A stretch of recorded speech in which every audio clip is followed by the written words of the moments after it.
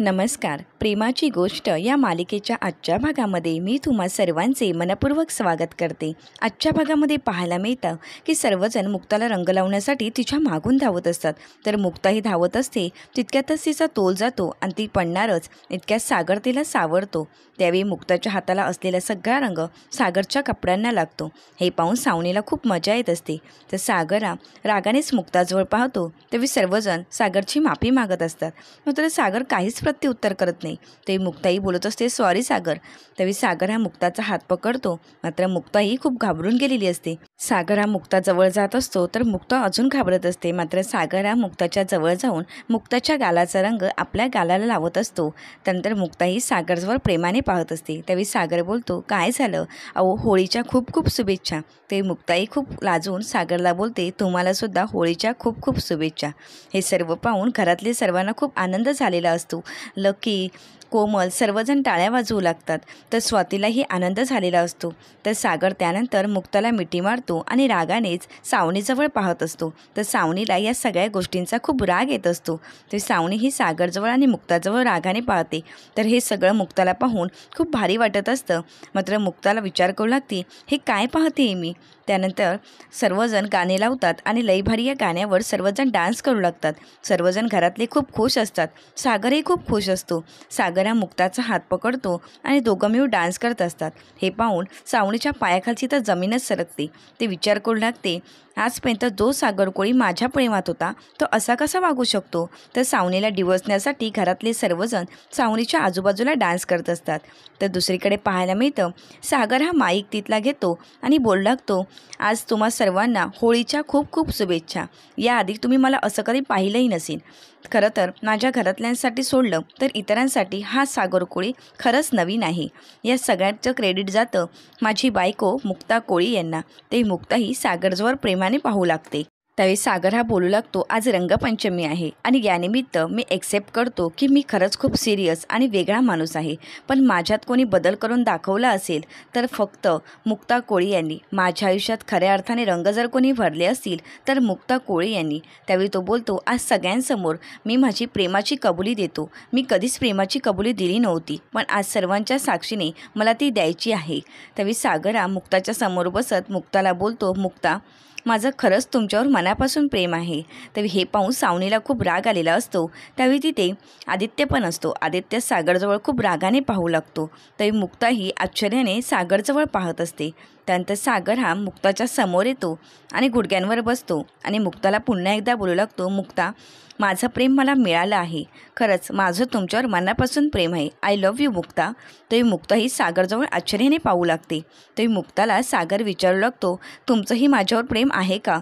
मात्र मुक्ता काहीच बोलत नाही. सर्वजण मुक्ताच्या उत्तराची वाट पाहत असतात. मुक्ता मात्र काहीच उत्तर न देता सागरजवळ फक्त पाहत असते आणि हे सगळं आदित्य लांबूनच पाहत असतो. आदित्यला सागर आणि मुक्ताचा खूप राग येत असतो.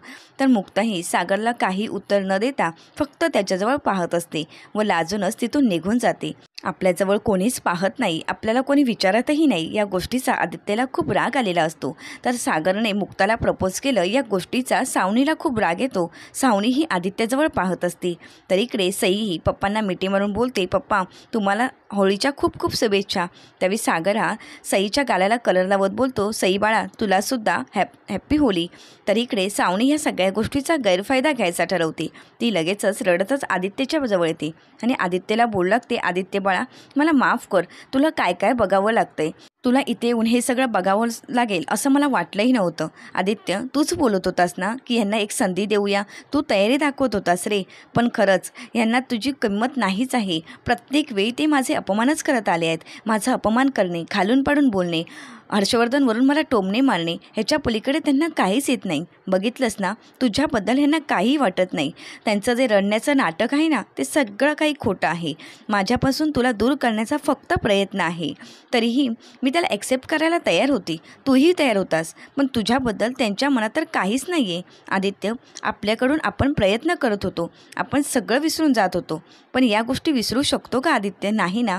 अरे बाळा, तुझ्याबद्दल त्यांना काही वाटत नाही.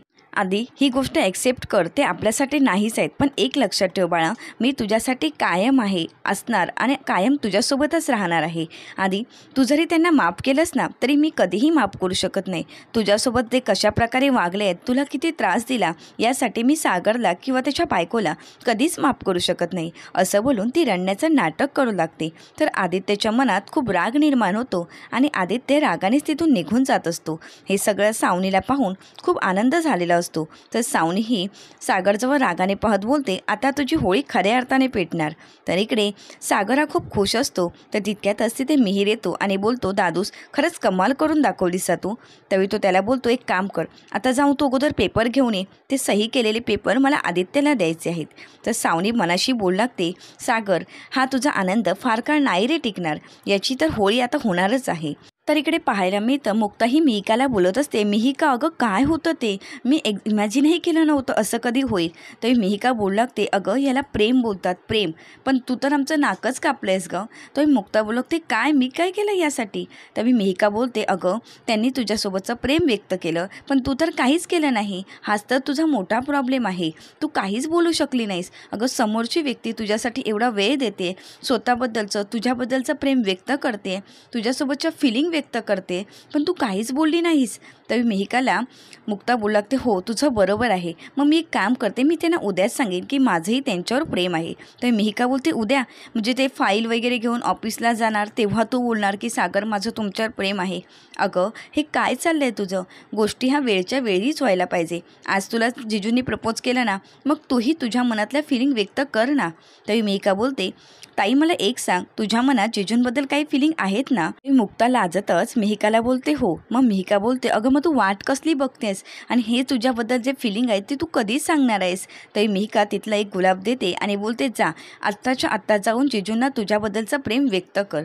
तर इकडे आदित्य हा निघालेला असतो. तितक्यातच सागर त्याला आवाज देत बोलतो, आदित्य तू कुठे चाललायस, मी तुला कधीपासून आवाज देते. तरी सागर हा तिथला कलर घेत आदित्यच्या गालाला लावत बोलतो, हॅपी होली आदित्य. मात्र आदित्य त्याचा हात झिडकारून लावतो आणि बोलतो, नाही मला कलर नाही लावायचा, आपलं कोणतंही नातं नाही आहे. तरी सागर बोलू लागतो, आदित्य तू असं का बोलतोयस. तरी आदित्य बोलतो, हो मी खरं तेच बोलतोय, तुमचं माझ्यावर प्रेम नाही आहे, तुम्ही फक्त आणि फक्त प्रेमाचं नाटक करताय. त्यावेळी सागर बोलतो, नाही रे बाळा असं काही नाही, माझं तुझ्यावर खरंच प्रेम आहे आणि कायम राहणार. माझा जीव जरी गेला ना तरी माझं प्रेम कमी नाही होणार आहे आदित्य. तरी आदित्य बोलतो, ही सगळी नाटकं आहेत, आता तरी मान्य करा. तर इकडे मुक्ताही सागरला प्रपोज करण्यासाठी आणि आपल्या मनातल्या फिलिंग व्यक्त करण्यासाठी येत असते. तरी मुक्ताही मनाशीच विचार करत बोलते, आयुष्यात मी कधीही विचार केला नव्हता की मी सागर कोळीशी लग्न करेन. मुक्ताही खूप लाजून सगळे विचार करू लागते. त्यावेळी सागरसोबतचे घालवलेले प्रत्येक क्षण, लग्ना अगोदरचे प्रत्येक क्षण तिला आठवू लागतात. सागराने मुक्ताला एकत्र आणण्यासाठी सईने जे जे प्रयत्न केले ते सगळे मुक्ताला आठवू लागतात. ती मुक्ता स्वतःचीच लाजत असते.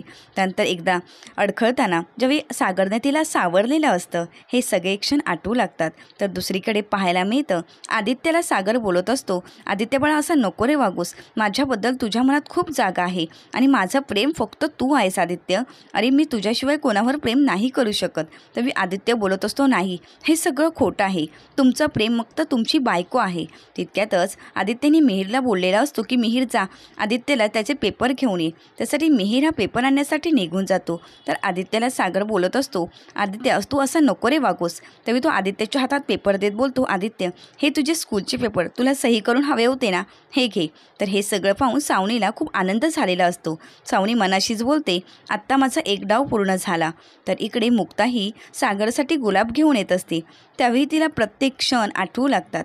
त्यावेळी सागर आणि तिचं झालेलं लग्न ते सगळं आठवून ती स्वतःच मनाशी बोलत असते, खरंच मी खूप भाग्यवान आहे की मला सागर कोळीसारखा नवरा मिळाला.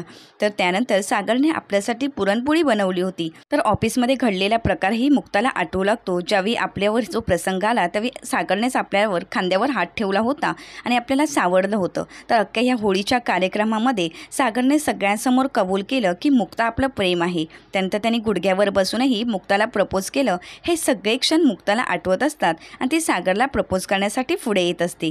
मात्र पुढील भागात आपल्याला पाहायला मिळतं, सागर हा मुक्ताला बोलत असतो की हे सगळं खोटं आहे, ही तुम्हाला सगळं खोटं सांगते. मात्र मुक्ता सागरचं काही ऐकून न घेता तिच्या कानाखाली मारते. हे सगळं सावनीला पाहून खूप आनंद होत असतो. तर मुक्ताही पुढे सागरला बोललेली असते, यापुढे आपण फक्त सईचे आई बाबा असू, बाकी आपल्यात कोणतंही नातं नसेल, कोणताही संबंध नसेल, हे तुम्ही लक्षात ठेवायचं आहे. हे ऐकून सागरला धक्काच बसलेला असतो. तर सागर सावनीला बोललेला असतो, तुला हे खूप महागात पडणार आहे, मी तुला सोडणार नाही. तरी सावनीही सागरला बोलते, मी तर तुला सोडू देणारही नाही मला. तरी सागर तिच्याजवळ रागाने पाहत असतो. अशाच मालिकेचे नवनवीन अपडेट पाहण्यासाठी चॅनलला नक्की सबस्क्राईब करा आणि हो, व्हिडिओ आवडल्यास व्हिडिओला लाईक करायला विसरू नका. व्हिडिओ पाहिल्याबद्दल मनपूर्वक धन्यवाद.